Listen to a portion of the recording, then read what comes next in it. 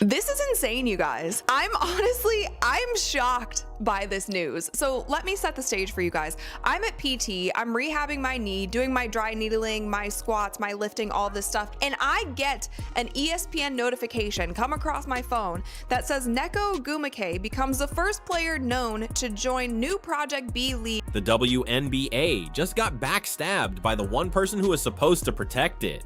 Nneka Ogwumike, the president of the WNBA Players Association, just became the first player to sign with Project B, a Saudi-backed league that wants to completely destroy women's basketball as we know it. This woman was literally sitting at the negotiation table fighting for better WNBA contracts while secretly planning her escape to a rival league. The timing could not be worse or more suspicious. But they have marketed themselves as a league that will rival the WNBA. It's a 5v5 league. It is backed by Saudi Arabian money. So essentially a lot of money is backing this league. It's in Europe and Asia. The games will be played overseas for 14 weeks and they want 66 players, and the very first one to be announced is Nneka. But here's where it gets absolutely insane. Ogwumike made this move right in the middle of the most important contract negotiations in WNBA history. Every single player in the league was counting on her to get them better deals, higher salaries, and improved working conditions. Instead, she secured her own bag with a league that openly wants to rival the WNBA. The woman who was supposed to be fighting for collective bargaining just threw collective bargaining out the window. Project B isn't some cute off-season league where players go to stay in shape. This is a full-scale assault on the WNBA's existence. They want 66 of the best players in the world for a 14-week season played in Europe and Asia. The league is backed by Saudi Arabian money, which means they have unlimited funds to poach every star player the WNBA has. They don't care about profit, viewership, or sustainability. So Nneka said in an interview with the Associated Press, she said that the compensation package was key to her signing with Project B. She said it's not something that's usually offered to us, and by us, I mean women athletes. So for there to be an entry level of equity across the board, they just want to buy their way into women's basketball. Not only that, but Ogwumike admitted in her interview with the Associated Press that the compensation package was the deciding factor. She said it's not something that's usually offered to women athletes. Translation: they threw so much money at her that the WNBA could never compete. She didn't even try to hide the fact that this was purely about getting paid. But wait, there's more.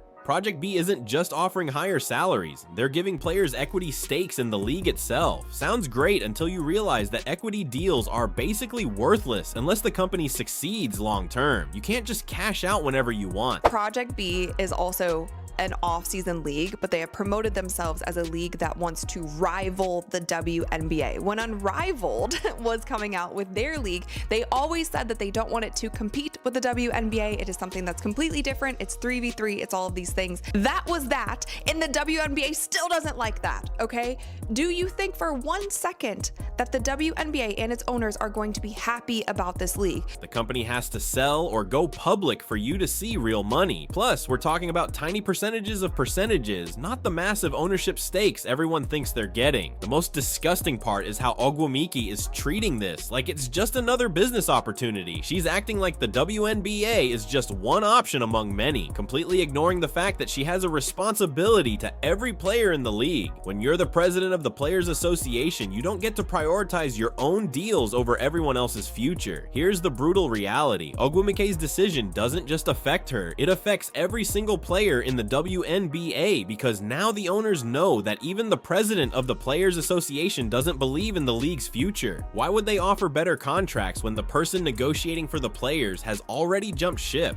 Backed by Saudi money, no other league is going to be able to compete, even the WNBA. No other league is going to be able to compete with the amount of money that they will pay players. And the thing is, they will pay these players and they don't care if the league ever profits. They don't care if people watch. They don't care if people tune in. They don't care if there's butts in seats. They're gonna pay you an absurd amount of money. And the reason this move just destroyed whatever leverage the players had.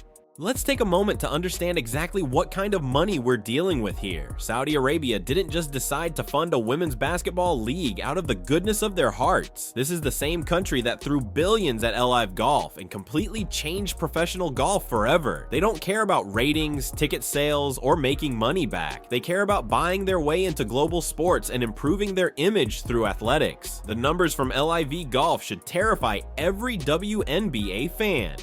PGA Tour events averaged 2.66 million viewers for final rounds.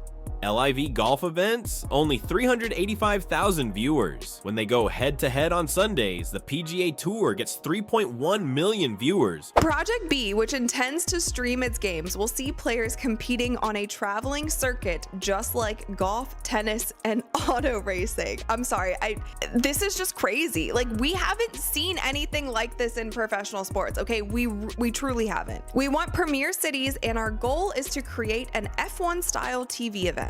While LIV Golf's highest rated event of the entire year couldn't even crack 500,000. But here's the twisted part, LIV Golf players are getting paid exponentially more than PGA Tour players despite having terrible ratings. Project B is using the exact same playbook. They don't need fans to watch. They don't need to sell tickets or merchandise. They don't need television deals or sponsorship money. Saudi Arabia has so much oil money that they can fund this league forever without caring if it ever turns a profit. This is what's called sports washing, using athletics to clean up their reputation while completely ignoring whether the sport actually succeeds. And it gets even more ridiculous. Project B is promoting itself as an F1 style traveling circuit that will hit premier cities around the world. They want to turn women's basketball into some kind of global spectacle with players competing in different countries every week. I don't think there's any way in hell that they can keep that momentum going to a different league, especially a league that is going to be overseas. Yes, you might get some global basketball fans involved, but I personally just don't see it. And so I don't blame the players for taking the money, but if anybody thinks that this league is just going to immediately rival the WNBA and put up crazy, like I said, the results of this league don't matter. So I don't know how this affects the WNBA. This sounds fancy until you realize that traveling constantly is exhausting for athletes and terrible for building local fan bases. The Saudi money advantage is so unfair that no traditional league can compete. The WNBA has to worry about things like television contracts, arena rental fees, travel costs, and actually making money. Project B can ignore all of those concerns because Saudi Arabia treats this like a marketing expense, not a business investment. They can pay players whatever they want because the money is essentially unlimited. But here's what nobody's talking about. When Saudi money enters a sport, it doesn't just change the economics, it changes the entire culture. Look at what happened to professional golf. The sport is now split between two competing tours, fans don't know which events matter, and casual viewers have completely tuned out.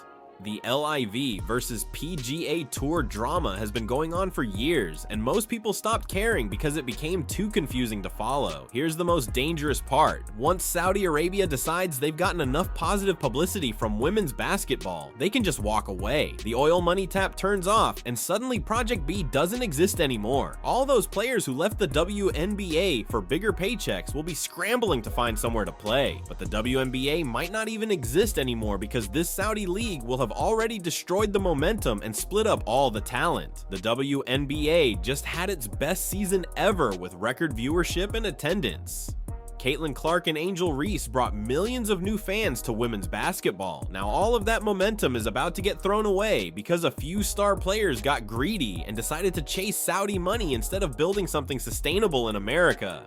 Now here's where this situation becomes absolutely corrupt. Every single person sitting at that WNBA negotiation table has a massive conflict of interest. Nneka Ogwumike just signed with Project B. Brianna Stewart and Nafisa Collier literally founded Unrivaled, another competing league. Kelsey Plum has equity in Unrivaled. Elizabeth Williams, Brianna Turner, and Alicia Clark all have equity stakes in Athletes Unlimited. The people who are supposed to be fighting for better WNBA deals deals have already secured their backup plans with other leagues. Think about how insane this is. When the WNBA owners say they'll offer higher salaries, but players can't compete in off-season leagues, what do you think happens? Every person at that table has to refuse the deal because they've already signed contracts with competing leagues. They literally cannot accept any agreement that restricts off-season play without breaking their existing contracts or walking away from their equity stakes. The unity that's supposed to make collective bargaining work has completely fallen apart. Instead of everyone fighting together for a better WNBA deal, each player is protecting their own side investments. But wait, it gets worse. These players are supposed to be representing the interests of every woman in the league, but they're only thinking about themselves and their business partners. Let's be crystal clear about what's happening here. When you have equity in a competing league, you actually benefit if the WNBA negotiations fail. If the WNBA season gets locked out, more players become available for your league. More attention goes to your league. More money flows to your league. The financial incentives are completely backwards from what collective bargaining is supposed to accomplish. Ogwumike's decision makes perfect sense when you realize that everyone else at the table had already hedged their bets. Why should she be the only one sacrificing for the greater good when Breanna Stewart is building her unrivaled empire and everyone else has their own deals? This is classic game theory. When everyone acts in their own self-interest, the collective outcome becomes terrible for everyone. But here's the part that should make every WNBA fan furious. These players are using their positions as negotiators to benefit their own competing businesses. Stewart sits at the table knowing that if WNBA negotiations fail, more players will be available for Unrivaled. Ogwumike sits at the table knowing she's already got her Project B contract locked up. They're supposed to be fighting for the best possible WNBA deal, but they have financial reasons to want the negotiations to fail. The middle tier players and rookies who actually need the WNBA to succeed are getting completely screwed over. Meanwhile, the stars who are supposed to represent them have already secured multiple income streams from competing leagues. The hardship contract players, the bench players, the young players trying to make a roster, none of them have equity in Unrivaled or offers from Project B.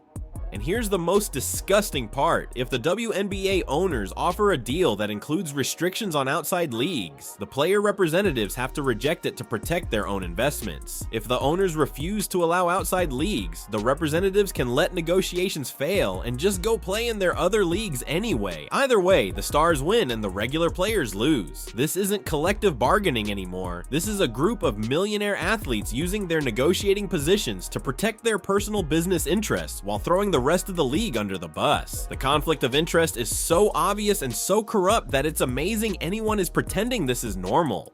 Here's what's about to happen, and it's going to break your heart. All this drama between competing leagues and Saudi money is about to destroy the greatest momentum women's basketball has ever had. The WNBA just finished its best season in history. Record viewership, sold out arenas, major sponsors finally paying attention. Caitlin Clark and Angel Reese brought millions of casual fans who had never watched women's basketball before. And now it's all about to get thrown away. When you fragment a sport across multiple leagues, casual fans disappear immediately. These new viewers who just discovered women's basketball aren't going to follow 4 different leagues playing in different countries at different times. They're not tracking whether their favorite players in the WNBA, Unrivaled, Athletes Unlimited, or Project B. The confusion alone will kill the momentum. People will just stop watching altogether because it becomes too complicated to follow. But here's the cruelest irony. While stars like Ogwumike, Stewart, and potentially Angel Reese and Sabrina Ionescu are securing multiple income streams and equity deals, the players who need the WNBA most are getting completely abandoned. The hardship contract players who get called up for a few games and sent back down, the bench players fighting for roster spots, the rookies trying to make their first team. None of these players are getting offers from Project B. Project B only wants 66 elite players. Unrivaled is targeting established stars. Athletes Unlimited focuses on veteran players. So what happens to everyone else? If the WNBA season gets locked out because negotiations collapse, these players have absolutely nowhere to go. Their dreams of playing professional basketball in America just die because the stars at the negotiation table prioritize their side deals over collective bargaining. Think about how backward this is. is. The players who need better WNBA salaries and working conditions the most are the ones getting hurt by this whole mess. Meanwhile, the millionaire stars who already have multiple income sources are the ones fragmenting the sport. The rich get richer while the middle and bottom tier players get nothing. And here's what makes it even worse. The WNBA was finally getting the respect and attention it deserved. Television networks were starting to bid serious money for broadcasting rights. Corporate sponsors were writing bigger checks. Arena attendance was breaking records. All of that progress is about to get flushed down the drain because a handful of players got greedy and couldn't resist Saudi money. The timing couldn't be more devastating. Women's basketball was having its breakthrough moment. Finally, after decades of being ignored, the sport was gaining mainstream acceptance. Young girls were watching games with their families. College players were getting recruited more seriously. The entire ecosystem was growing, and now it's all getting torn apart by competing leagues and ego-driven negotiations. Let's be honest about what's really happening here. The stars who are supposed to be leaders in women's basketball are acting like selfish entrepreneurs instead of athletes who care about the sport's future. They're treating leagues like business investments instead of platforms for athletic competition. The sport is becoming secondary to making money, and that's exactly how you kill fan interest. When the 2025 season either starts late or doesn't start at all, those casual fans who discovered women's basketball last year will move on to something else. They're not invested enough to follow negotiation drama or keep track of which players are in which leagues. The breakthrough moment will be gone forever, and it will take years to build that momentum back up, assuming it's even possible. Now let's talk about the elephant in the room that nobody wants to address. Saudi Arabia isn't funding Project B because they love women's basketball or want to empower female athletes. This is pure sports washing, using athletics to improve their global image, while women in Saudi Arabia still face systematic oppression. The players who sign with Project B are going to have to answer some very uncomfortable questions about taking money from a regime with a horrific human rights record. Here's what's really twisted. Saudi Arabia is using women's empowerment as a PR tool, while women in their own country still need male guardian permission for basic activities. They're paying female athletes millions to play basketball overseas while restricting the rights of women at home. And these players are going to become the face of that hypocrisy whether they want to or not. Every interview, every press conference, every media appearance, the question will always be the same. How do you justify taking money from a government that oppresses women? There is no good answer to that question. The players can talk about opportunities and breaking barriers all they want, but they're still taking blood money from a regime that treats women as second-class citizens. But here's the part that should terrify everyone. Saudi money always comes with strings attached, even if those strings aren't visible at first.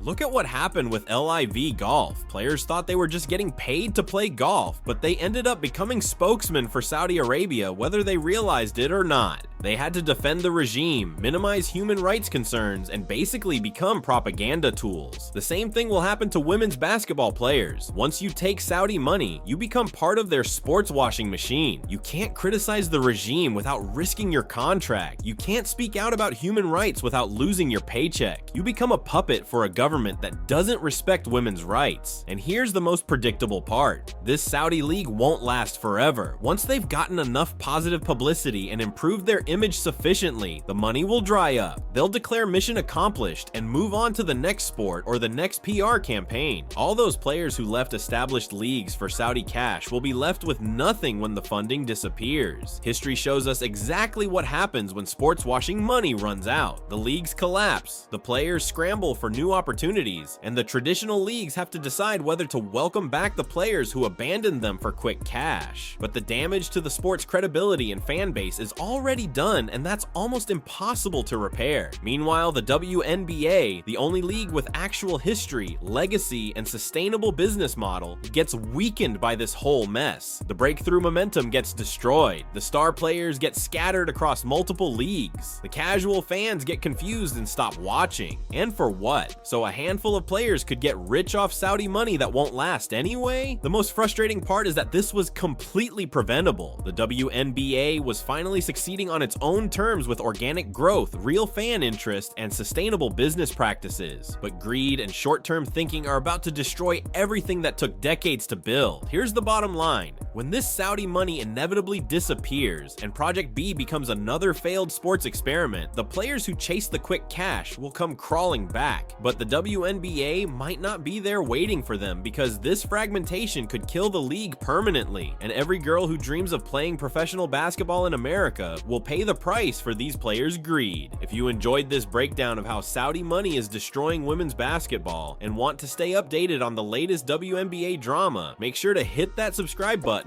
and turn on notifications so you never miss the chaos.